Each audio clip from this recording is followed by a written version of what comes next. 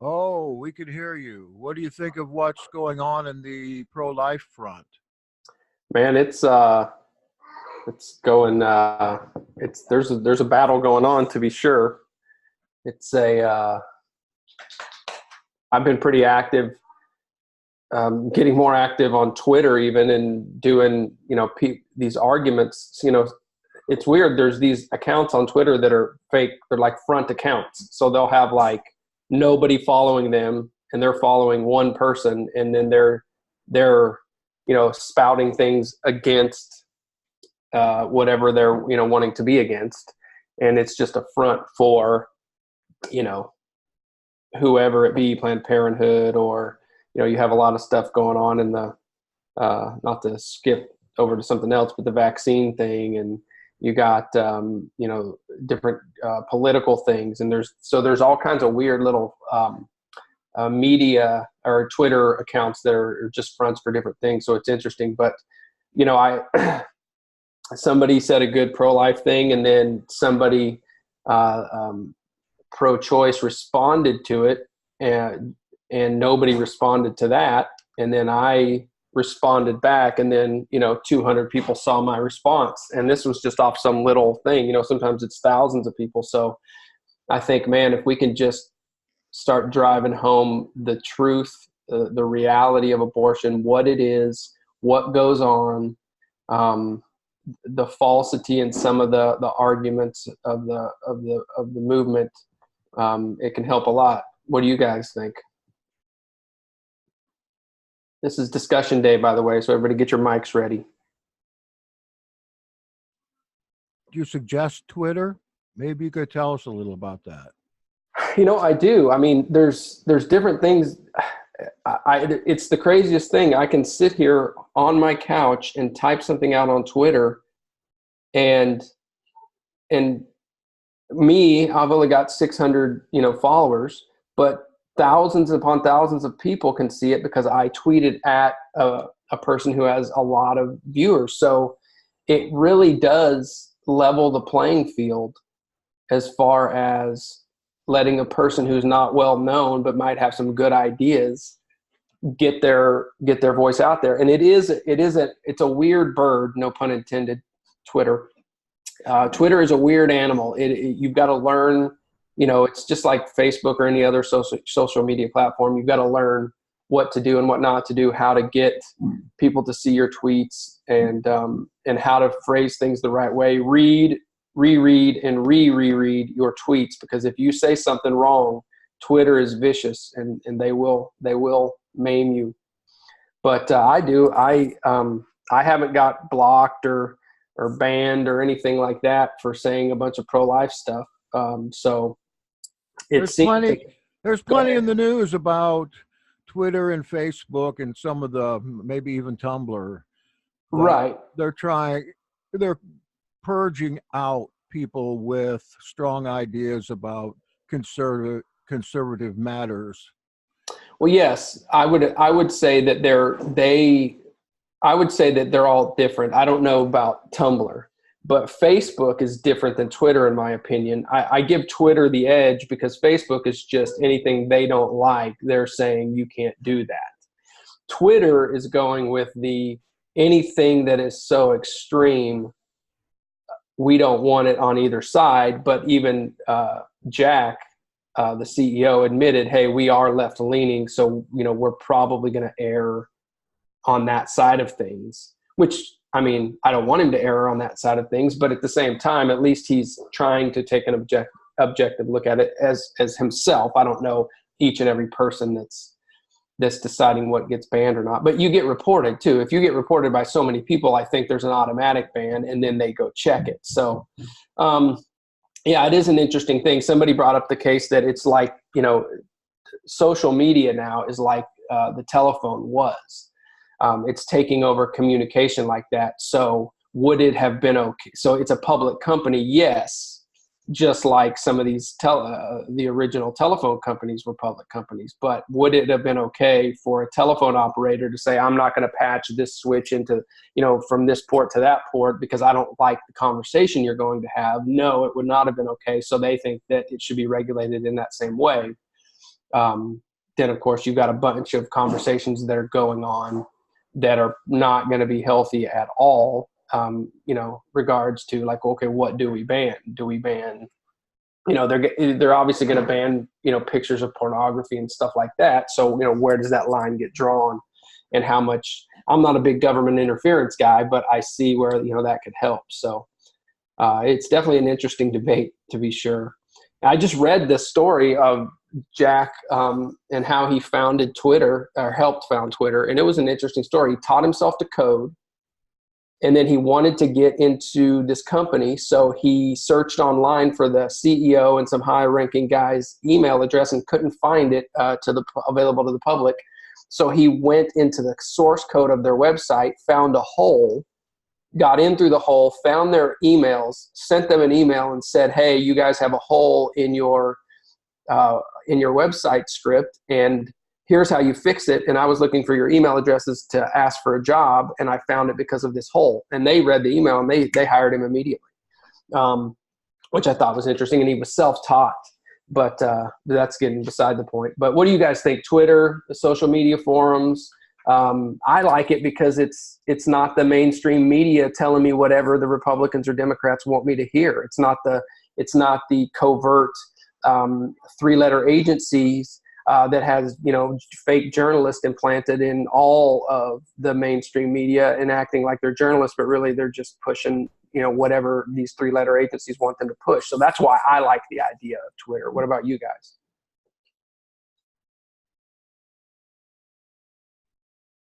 A lot of people want to talk today. Yeah, Jackson, actually, I think we need to make a rule. I would like to make a rule that you must, if you participate, unless it's your first time, say at least one comment during the hour.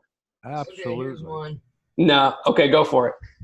Yeah, I did a Twitter account. I made one after you said that was a really cool thing to do.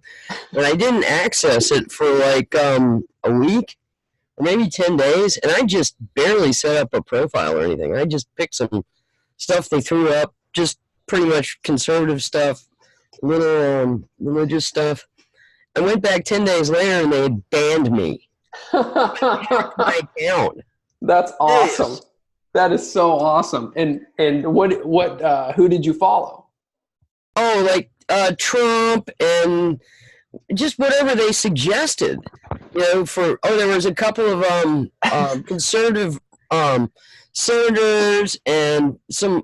I think like the Christian Broadcasting Network, and what they might have done is they might have thought you were one of those accounts that I'm talking about. That is a front for something else, since you didn't think it was, since you hadn't had anything. These people will have no tweets at all, and all of a sudden they'll barrage a main big person. So they might have thought you were one of those accounts. That's hilarious. Well, it could be, but it just could be the father saying, "Hey, you don't need to be on here." I don't know. Oh no, it's not that. Come on, it's the adversary giving you a little adversity and seeing if you can push through or not. Okay.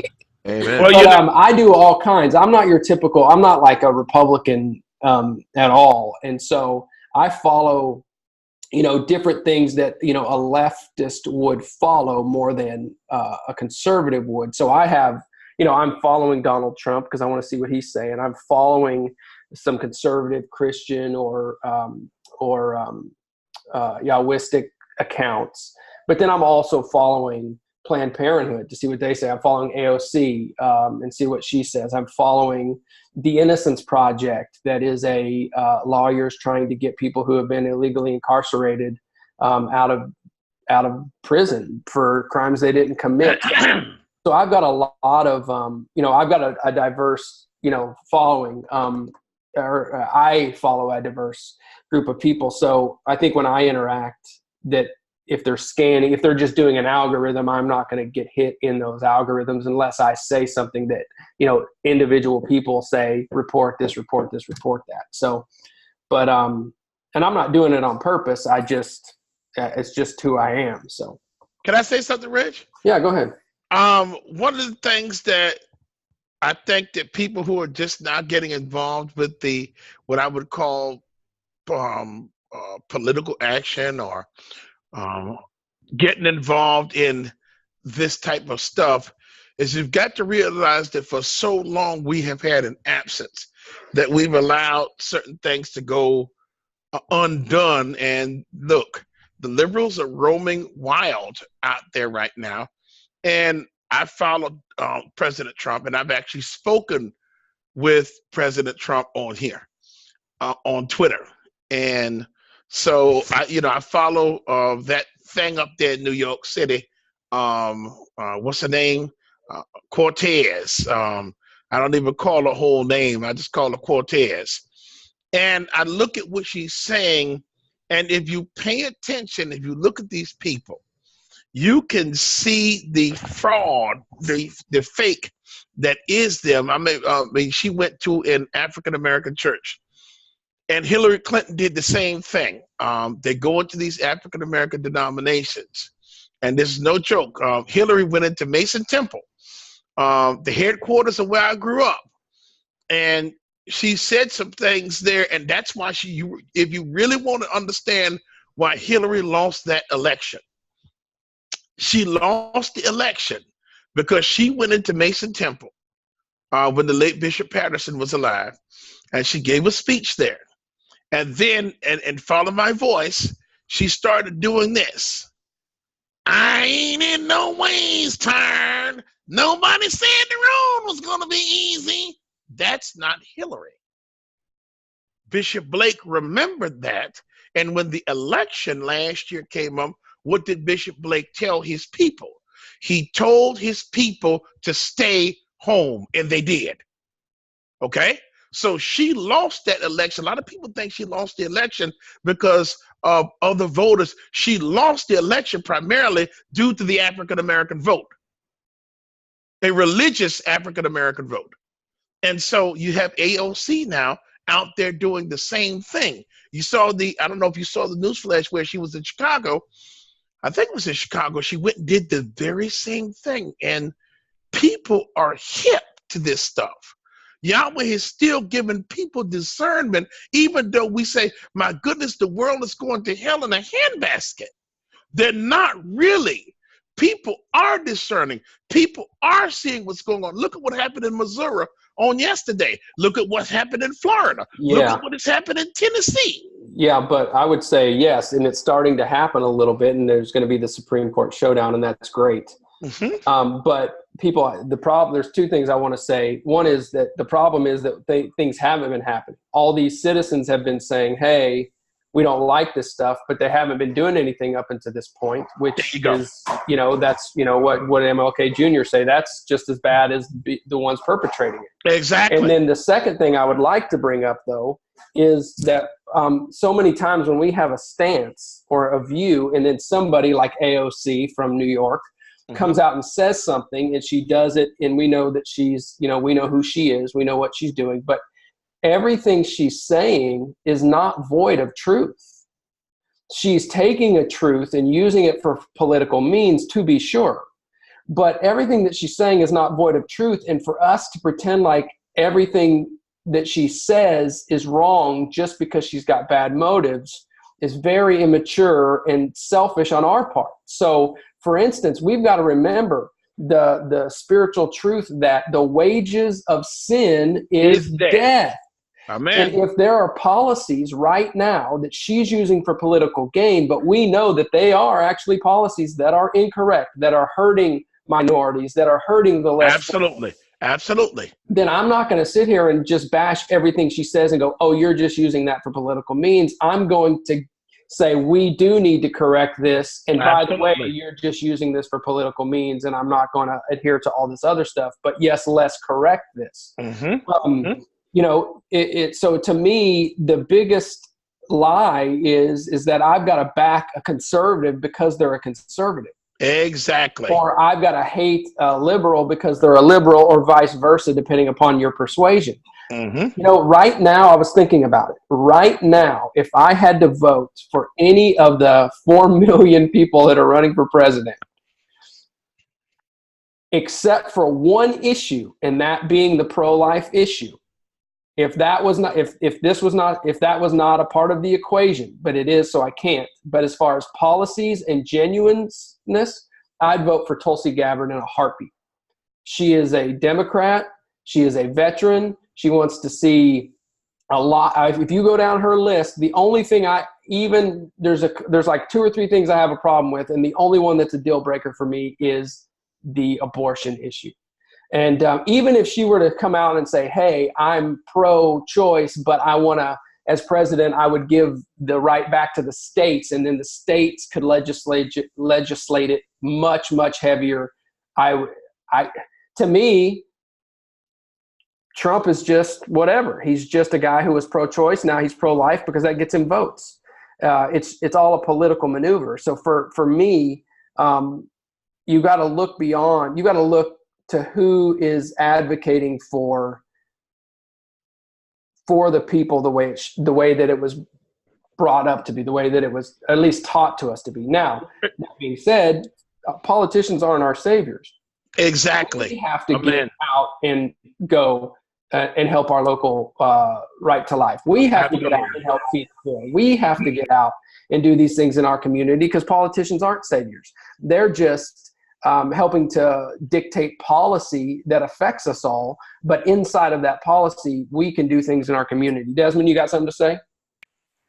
I wanted to ask a question based on something I saw recently about pro-life and the bills being passed. I saw that there was a heartbeat bill went through Georgia and it passed through the House going to the Senate. But there were some pro-life groups that were saying to tell your senator not to vote for it because it had an exception in it for incest, rape, and deformities of the children that might be discovered before it's born. And I was wondering, like, on a principle note, that sounds great. Like either, protect life or, we're not going to settle for anything less. Or in a practical matter, down the wholesale abortion thing by at least putting some more restrictions on it. Or like, what do you see about that as far as like chipping away at it little piece by piece or standing on like a principle? No, life is sacred. Yeah, that's a good question. And I think everybody thinks about that. For me, it's not necessarily chipping away at it piece by piece, but it is rather, I would say, get the maximum amount that you can get out of it. Meaning, if I can't stop every abortion, but I feel like we have enough, if I'm a politician, if we have enough votes in the Senate and the House to stop 80% of abortions, versus, no, I'm not going to do that because I want 100% stop. No, I would stop 80%. And then I would just start working on the last 20% I would just start crafting a new bill because that saves babies now. To me, anything that saves innocence now is always a good thing. And so that's the way I look at it. What do you say to the 20% they're going to still get aborted? There's nothing you can say.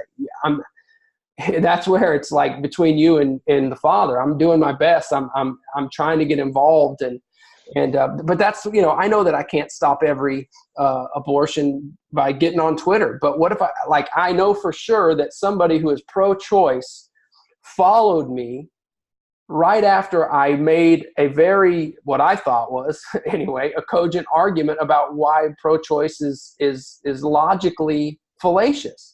And then all of a sudden, after they started following me, they have started saying, hey, there are good arguments on both sides of this where I've never seen that from them before. So now they're starting to reproduce that to the few thousand people that follow them. So is that going to save one baby's life? It could, but should I have not said it because I can't stop abortion? No, I don't think so. I think that it saves a baby's life, possibly. I'm just using this as a hypothetical. So yeah, incremental is good. But I don't hide where I want to go with it. I don't want anybody to be aborted. I don't want any time that a sperm and an egg have met, and that's where I draw the line. Some people draw it after that and before, whatever. But any time that there's been germination of that egg, I don't want that pregnancy to be stopped if it's obviously if it's an ectopic pregnancy or something like that, you get into all the nuances. But that's why I don't mind it because there are, in my opinion, there are, next morning pills that you can take that don't actually terminate a pregnancy, but it tries to help stop the sperm from reaching the egg. I don't mind that. If there's been no germination of life and you don't think you can have a baby and that's all that's going to do, then absolutely. and we have the science and technology to try to do those things. I know some people don't even want that, and I'm okay with them not wanting that. But I think that anytime you get discussion about it, it's good. Not emotional discussion. Exactly. Logical discussion. Remember, one of the first things I said when I was in this forum was I don't know, how long have I been doing this? I don't know. But whenever you get in an argument, at first, if you have a logical point, you're at the front part of your brain. But then when somebody attacks you or gets you emotionally, you want to shift to the side of your brain where it's more emotional, and you've got to make yourself stay, especially with a spouse or a kid, or a parent, you've got to make yourself stay in that logical side of things, because once they get you, once they push your buttons, you want to go to the emotional. Well, on Twitter, there are so many emotional responses. It's unreal. But if you can stay logical in the way you're thinking about it, then I'm okay with that. Desmond, I know you and I have differences of opinion, but you're trying to stay logical about it, and I'm trying to stay logical about it. So I'm okay with that, because we're trying to all do the best we can from where we are with our convictions to follow the Father. So, yeah, that's a long answer, I guess, but I would like to get some other people's take. I know Marcel's got some skin in the game here. I know that Norman's on, Governor's on, Janie's on, Sherry, Ann. So any ladies, come on now.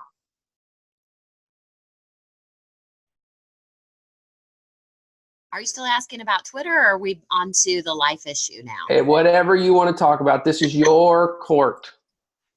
Okay.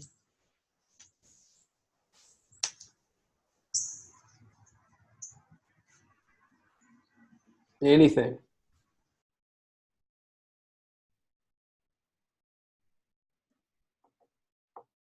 Hey, Rich. Yeah. Yeah, I've got something.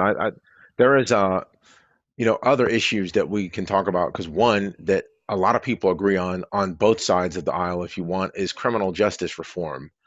We have a system that is quite the mess. The war on Yeah. drugs and such, while I am not a pro drugs person, but something about that, and many things about that haven't worked. Right. Your warehousing, you've got 2 million people in the uh, in the prisons, and I got that figure from Lockup, which is an interesting show, but that's besides the point. They, and most of them are a darker shade of mauve. There are issues with that. Trump has been into trying to help people get out. There was a lady who was in Tennessee, I think it was, and she was released after so many years. I think she killed her pimp or something like that, or maybe that's a different person. Maybe I'm conflating two people, but one way or another, she was released early. She served from like 1996 to 2017 or 18. For things that these people, they do things. They're not. It's not as cut and dry as we'd like it to be. Sure. The criminal system. Everybody there should.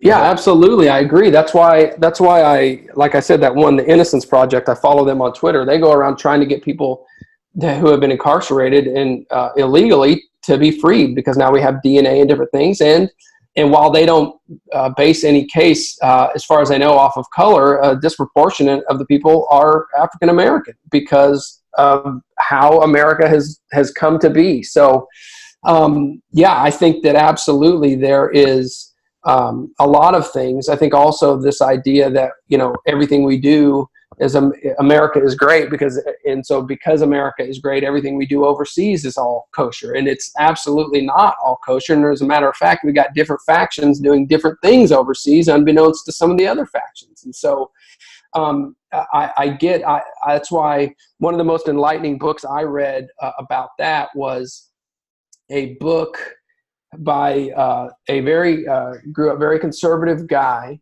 and he was the head of the Bin Laden unit, and the name, the head of the CIA unit that got Bin Laden, and the name of the book was the name of the book is Imperial Hubris. I'll put it.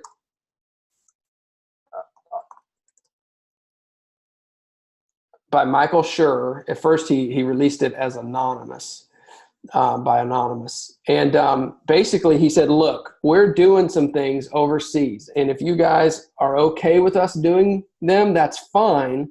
But you need to know that we're doing these things and there will be blowback because of it. There's the Amazon link. And so there's a lot of things going on. And again, you have political people doing political things with these things, turning it into now, oh, America is horrible and everything that America stands for is horrible because we're doing these things. And of course, that's swinging the pendulum all the way to the end. And then you've got the other side that says, hey, America the great, America the beautiful, make America great again, and we can do no wrong, and we're number one, we're number one. And I'm not either one of those things. And I really can't stand either extreme. I want to say, hey, we've done some good things and we've done some horrible things, and the wages of sin is death, and those horrible things are coming back to bite us, and we have to pay for that because there are wages for sin. So let's fix these things moving forward and try to, get these things. But again, I've been in an organization that, was hundreds of people and had millions of dollars of a budget. And to turn that ship is just astronomically hard and slow. So the idea of 350 million people and $20 trillion in debt and worldwide operations trying to turn that thing, that's impossible. So that's why I like the idea of the original idea of a conservative was states' rights over federal rights. And that's really what we're trying to get. Let the states decide a lot of these things and keep the federal government's hands out of it. So that would be, because it's much easier. Then you can get some states that are starting to do good in a certain area, whether it be education-wise and maybe fiscally, different things like this. And then other states can look and go, oh, wow, Oregon is doing this. Let's all do that because it's working for them. Tennessee is doing this. That's working for them. Oh, no, Texas is doing this and it's horrible. Let's stay away from that. And then that way you've got multiple things going on instead of just the feds going, this is the way we're going to do it. And the oversight and the sloppiness of such a clunky, huge organization is just no good. But talk about how we got here. I don't know how we got here. I could tell you. No, I bet you could. I can tell you somehow we got here. And I think a lot of it goes back really to what brought about the Civil War, states' rights versus central rights. And it really, I think, came to a head during the Civil Rights era. And in some cases, it was a good thing that the federal government did step in. Because if the federal government had not stepped in, a lot of people would have ended up being hurt, and they Absolutely. did hurt. And there's cases that people were murdered and did not get closure. Even today, they don't have closure, and they only got closure. Cheney, Schwerner, and Goodman, their families only got closure when the FBI and the federal government stepped in. Emmett Till's family only got closure after the fact. It was too late for him and too late for his family, but they got closure later on. And different things like that. So yes, there has to be a healthy balance with states' rights versus federal rights, because I would not have the right to be here with you today, talking with you and sharing with you, if it hadn't have been for the federal government, And some of those absolutely. And so that's why you have the overarching articles, and then anytime a state tries to do something outside of those things, like depriving people of life, liberty, and the pursuit of happiness, and calling them property, and even then you have ulterior motives for why people wanted that done. Or not done or undone. And so, yes, so there is federal oversight to be sure, but it's on a more overarching and limited basis. And that certainly was a good basis. But the way that happened and what they had to do to get that through really was the turning point. And I think we talked about this a few weeks ago about where, Abraham Lincoln is looked at as the president, where it stopped being these United States, as in the people, and it turned into the United States, an entity other than the people governing them. But I mean, what better, if you have to have that done, what better reason than, freeing a whole group of people from slavery? And so I think that even yesterday I read that the federal government was calling for paperwork from Texas, and Texas flat out said, no, we're not like a private citizen. We are our own entity. And you can ask for paperwork all day long. We don't have to give it to you. And so it's just an interesting thing that we're put in this day and age, in a country that we've really never seen anything like. I mean, has there ever been anything like this? I know that Rome in the Pax Romana had citizens voting and voting on people and had the Senate to use the Republic's laws in order to enact judgment. Hold on one second.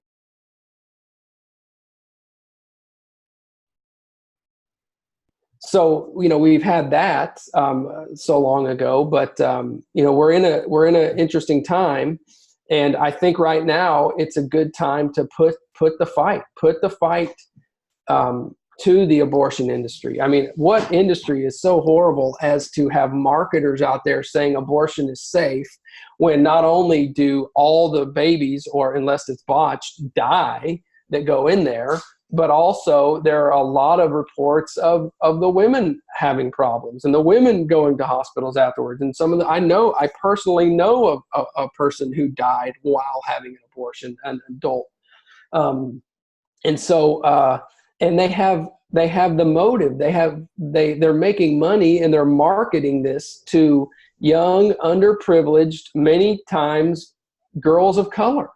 And but the young, the underprivileged, they're preying on this idea, this fear that, hey, you can't take care of this baby because you don't have enough money, so you should kill it and put it out of its misery. We need to show that that's just stupid. That is an entity no different than the oil barons that everybody hates, or the whoever it is that's trying to, the banks behind, the conspiracy banks behind the Fed, or whatever it is. This is just another one of those smaller organizations that is a racist from the beginning, and who wanted to exterminate non-white groups. So yeah, I think that now's the time to push back at it hard, because there certainly is a lot of deep-seated hatred for the pro-life movement in some of the younger generation, but there is a lot of the younger generation that sees this as absolutely wrong. I follow a group called Secular Pro-Life. They're atheists and agnostics and non-religious at all, and they're pro-life because they understand the absurdity of it. So it's time to move forward regardless. However we get it done, I want to save lives. I want to do unto others as I would have them do unto me, that if somebody wanted to abort me, that they would not have allowed it. So I don't want to allow it when that happens. And then you get the people going, okay, well, you need to be able to adopt all of these. You need to be able, are you feeding the poor? Are you helping? And I don't have a problem with that. I don't have a problem with people coming out like that. Then yes, let's do more. Let's stop buying the latest gadget. Let's stop buying a bigger house as soon as we can afford it. Let's stop piling up mammon after mammon after mammon, and let's do that. Let's help the pro-life movement win their battles with our support, with our money. Let's help the poor. Let's feed the hungry. Let's clothe the naked. Sign me up. I don't even care. Like I was just saying, states' rights versus federal rights. I don't care if the federal government wants to say it. I'll sign it. I'll agree to it. Take more money out if we can be sure that that's going to happen. I would rather it be done in a private way. I'd rather it be done through nonprofits. I would rather it be done from a holistic neighborhood level. But if that's the only way it can be done, then let's do it. That's where I differentiate with extreme right people. Anyway, come on. Anybody have anything else? If you haven't talked, you must talk. This is a totalitarian government here in the round table, in the ControForum. Anne, Sherry, Janie. I can say that I just realized, this might be really naive on my part, that a lot of these recent legislative laws in Alabama and such are to try to force these cases to come before the Supreme Court. Did everybody just kind of know that? I just figured that out. Well, it's gonna, yes, you're basically, it's no different than, I don't remember who told it to me, but a long time ago, you know what, it might have been out of a book I read. Whatever a government cannot control, it will legalize. And if you remember that one point, it has nothing to do with morality. If a government can't control it, it will legalize it so that it can control it, right? Or it can at least profit off of it. So for instance, what Alabama and these states, Missouri, are doing is no different than what the marijuana industry is doing. It's illegal. Marijuana is illegal by federal law, and it still is by federal law. But these states are saying, no, it's legal and we're going to buck that. And if it needs to go to the Supreme Court, we'll take it to the Supreme Court. So now each group has done it. And it's like when California first legalized it, there was a guy I remember who got arrested by the feds for having an amount of marijuana on him. And he was arrested, even though it was legal in California, because it's not legal federally. So once this comes to a head and it looks like more and more states are legalizing marijuana, then basically the feds are going to step in, which I wish they wouldn't. I wish they would just let it be regulated by states. And then they're going to say, hey, marijuana is legal, or no, it's not. They're going to strike down all those laws. I would say it would be the former. Same way here.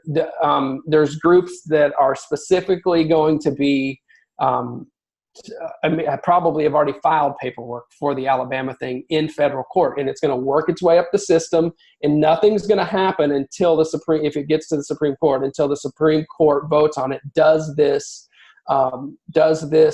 violate Roe v. Wade?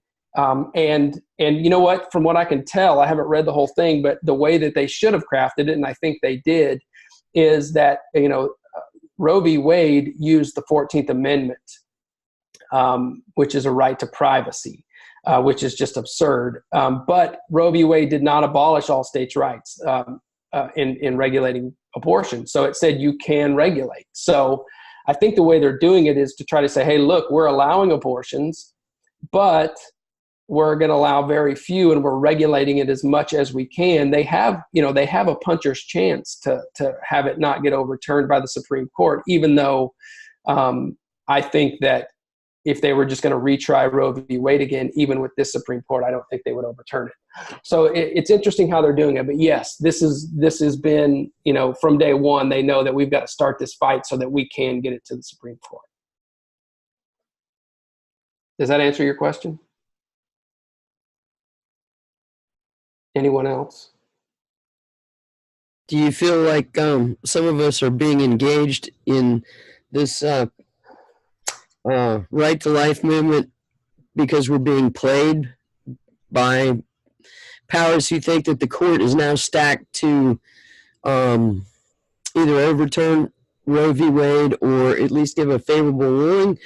Or do you see it like I do? It doesn't matter. This is the right thing to do anyway. Yeah, I don't care if I'm being played. I don't care if life is valuable. Life is precious. Life is the most important thing. That's one of my arguments that I had versus someone with choice. I put it out there. I didn't get any response to it because it's just me. So it's only going to my few followers. But when you break it down, it's life versus choice, right? So life is more important than choice, because without life, you can't have a choice. So it's the more fundamental right. So that's why life of an innocent trumps the choice of an adult. And so I broke it down in like 4 or 5 texts on how that works. So yes, they can be trying to play it for political gain. I would say that if we didn't go for this, because it was, that's everything. That's what people don't understand. Everybody, if you are able to run for president, you are most likely not a good person unless you are, an outsider that happened to get kind of an upswelling of support, which is how Trump played himself. Of course, he's not an outsider, but that's how he played himself to be, and that's why he got the support he did.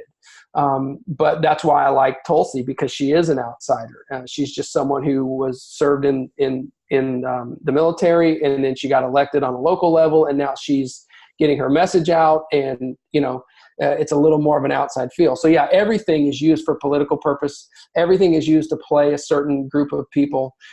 Trump being pro-life is used for votes. That's all it's used for. But if he's going to enact policies that save babies, for us it's real, for him it's political, I don't care. I want to save babies. That's how I look at it. Amen, man. I had a friend who asked me about that. They were incensed because they felt like they were being played. And I said, man, look at the basic issue here. Don't take your pride into account. Well, think about this. Think about this. We got Hillary's emails that said she was instructing the DNC during the primaries to not attack Trump because she felt like she could beat Trump the easiest in a general election. And the second best she felt like she could beat was Ted Cruz. And so they laid off of Trump and Ted Cruz and found a bunch of dirt on everybody else. And who are the last two standing? Trump and Ted Cruz. Now, she obviously didn't beat Trump. So should Trump be incensed that she used him for political purposes? Of course he's not incensed. He met the end goal of what he wanted. In the same way, we can meet the end goal of what we want, even though they think they're playing us. We're using them to get babies not murdered.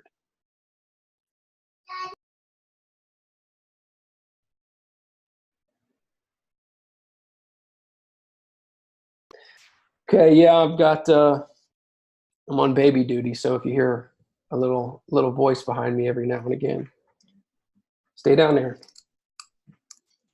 Ow. Okay, anyone else? I've been talking for about 30 minutes straight. Back in the early 80s, I was really involved in this. And at the time, we were putting on concerts in a local county in conjunction with Right to Life. And I was with the Full Gospel Businessmen at that time. And we were soliciting pastors to get on board with this. And there was a pastor there who was a very friendly fellow, very helpful, very community oriented. And I remember going to him and telling him about, for instance, one of our concerts or something we were doing, one of the events, and asking him if he wouldn't come down and say a few words. He said, I want to let you know that I'm definitely pro-life. The guy had like 12 kids. But he said, I am not a crusader. Not exactly sure what that means, but I think that is pretty much the attitude of the clergy today. I don't think the clergy are really wanting to speak out on this, especially the more liberal churches. Sure. Yeah.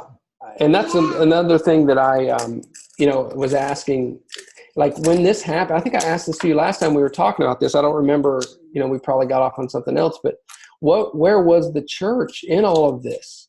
I mean, it's basically, why didn't everybody riot in the streets is my question. Like, what was the thought process? This guy obviously says, well, I'm not a crusader, and, he'll just like us will be held accountable for our words and actions. But man, I don't know that it's easy for me to be born after and go, oh, my father's generation should have done more. But it just seems like, what did the church do? Did they just say, oh, that's the law of the land now and we're all going to hell in a handbasket? Or what was the response? I don't think that they really had that much interest in it at the time. What I recall was that they thought that this was just going to be a measure that would be repealed within a very short time, and that it was not really, it was just water off a duck's back. That's what I recall anyway.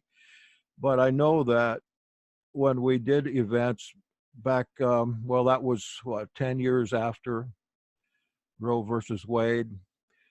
I was still involved in this in the 70s in church and all, but the the propaganda that went out about this, again, through the major media outlets, turned enough church people in that direction that it was a very shaky thing for a pastor, especially a small pastor who was dependent upon the salaries of the people in his community Right. in order to live, to really come out on this subject.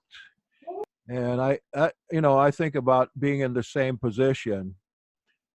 If I had failures, it was because I did come out on issues like this and anti-Semitism and so forth, even in churches that were very anti-Semitic. And I was fired for more than one for being an activist in these areas, because the thought was, well, what you're supposed to be doing is ministering to us and not to outside causes. We're paying your salary, and since we're Yeah. paying you, you need to do what we want you to do.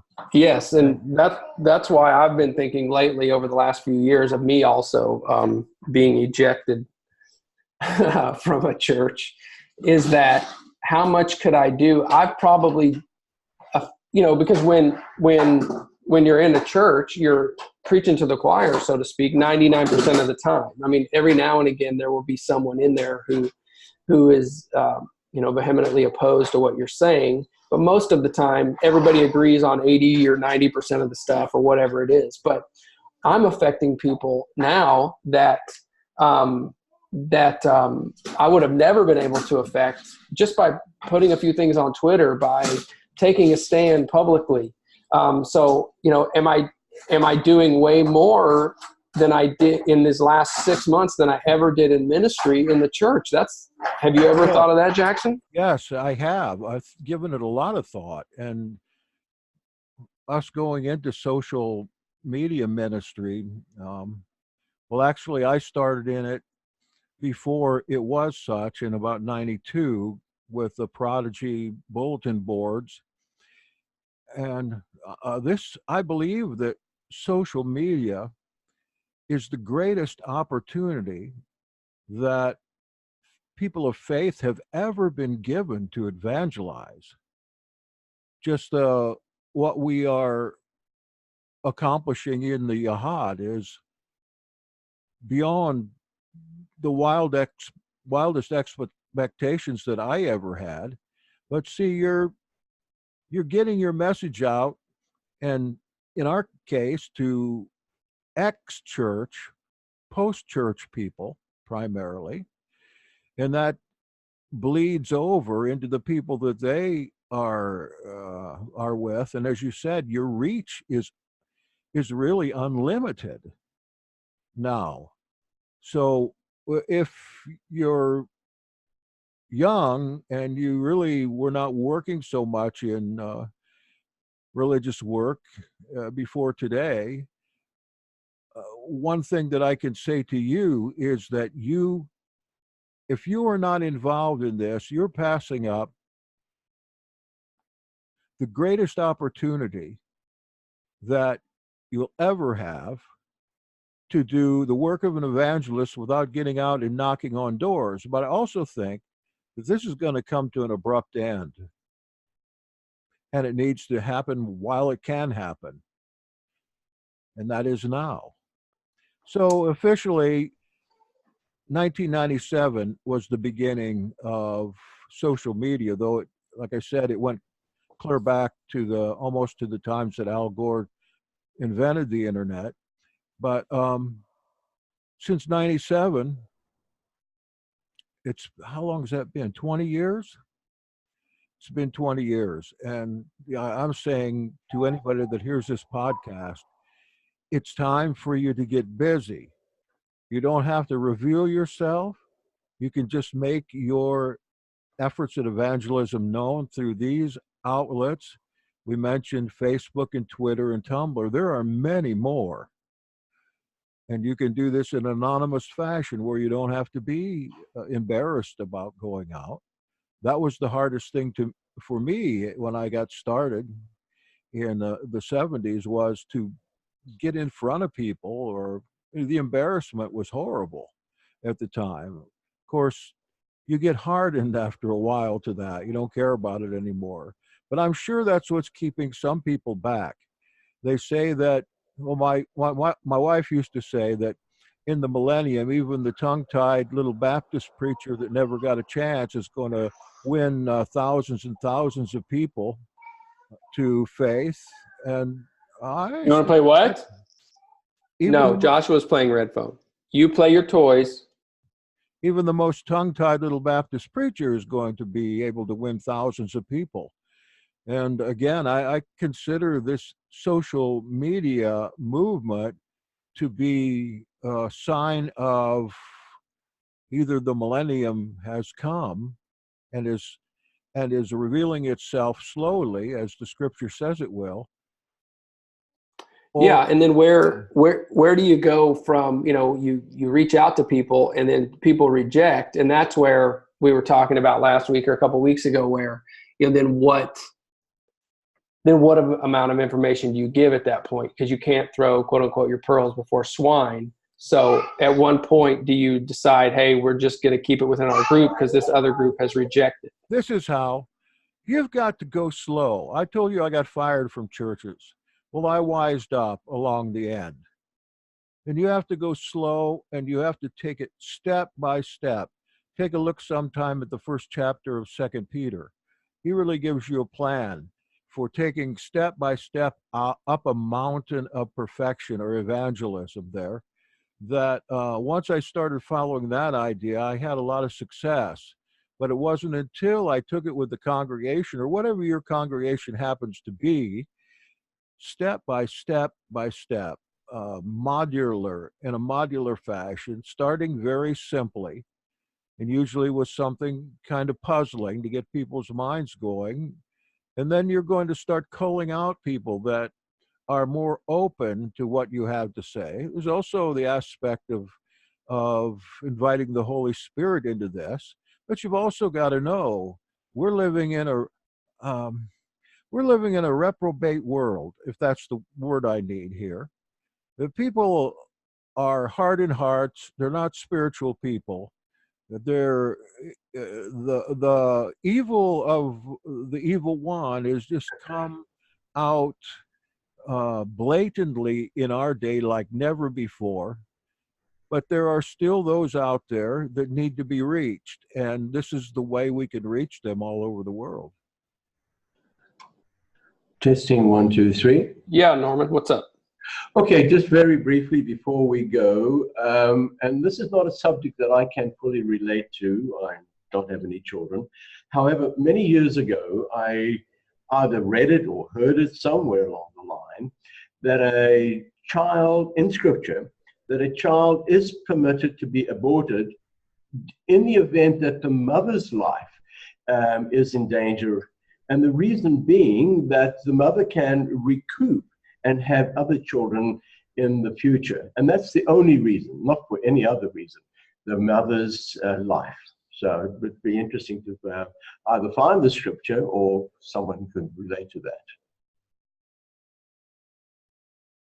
I don't know where a scripture would be on that. I know that there's a couple of scriptures that people use for abortion in the Bible. I don't know what that one is. I would say that having followed Live Action and Lila Rose and some of these different pro-life advocates, they bring up statistics that say that there's, because of the procedures we have today with C-section, and you can take a baby out in seconds and different things like that, that it's almost non-existent that a woman's life would be in danger because of the pregnancy, especially more so now, like I said, because of technology. But I don't have the exact statistics on that, or exact percentage of what women's lives were going to die because of the baby. I do know that one lady just recently, a teen mom, died because she would have had to do radiation and chemotherapy, and it would have killed the baby, and she chose to deliver the baby and then died a few weeks later because she wanted the baby to live, which is touching and sad all at the same time. But yeah, I don't know that scripture. Maybe someone could look that up and see. But does anybody have any comments on this? If any more comments on this, we'll take them. Yeah. If not, I want to discuss next week as well. Right. Yeah, I have one more comment. Okay. I think that pro-life people, when they use the scripture, they primarily use a few verses that Pro-choice, you mean? pro-life. They use scriptures that are often out of context, like that one from Jeremiah, I conceived you in the womb, or something like that. I formed you, because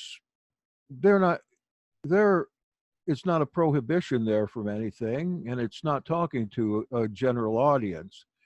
The best that I've found is in the Apocrypha, and I'll put a link up here that that you might want to look at. That is abortion in the Apocrypha and Pseudepigrapha, that gives some really good reasons from a godly perspective. So I'll put that up on the chat here if anybody's interested.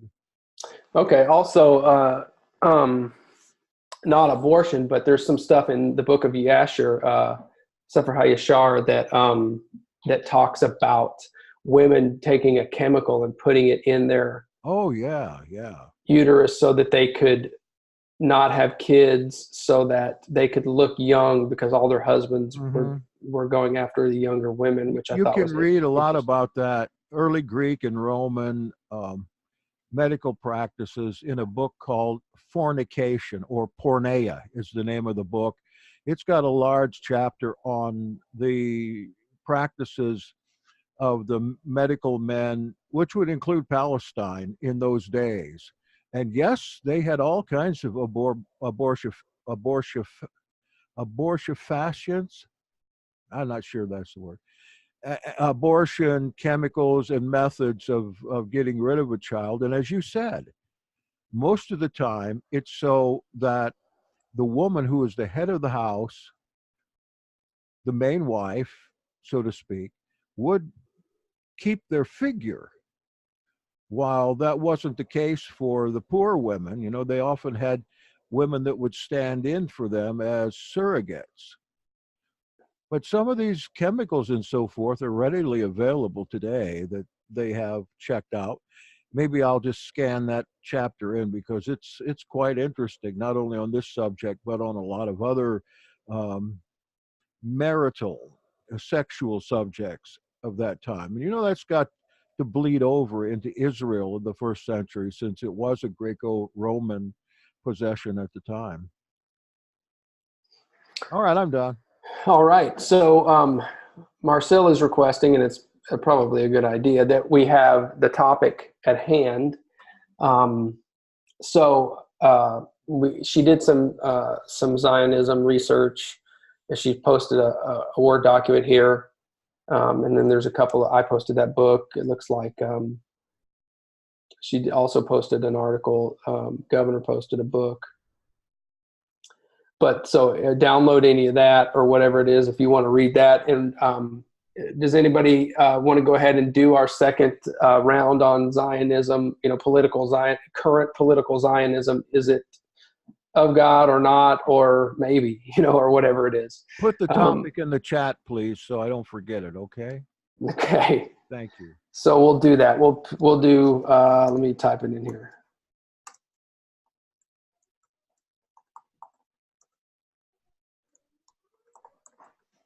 By the way, if anybody ever wants the chat portion of these things, it is available. It comes down with the other things in Zoom when we're done.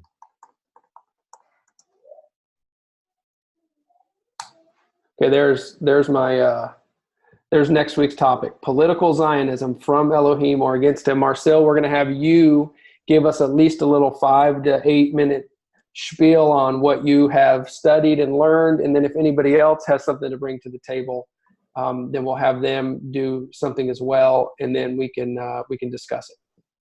Sound good? Thank you all for your participation, especially you, Rich. Appreciate it. See you next time. By the way, we're going to have a communion tomorrow night at 9:30 online. We're going to try it out. If you want to come, I urge you to come, especially after the message of this morning that Elder Boschers had. Just bring along your bread and wine or grape juice, and we will do that. Thank you.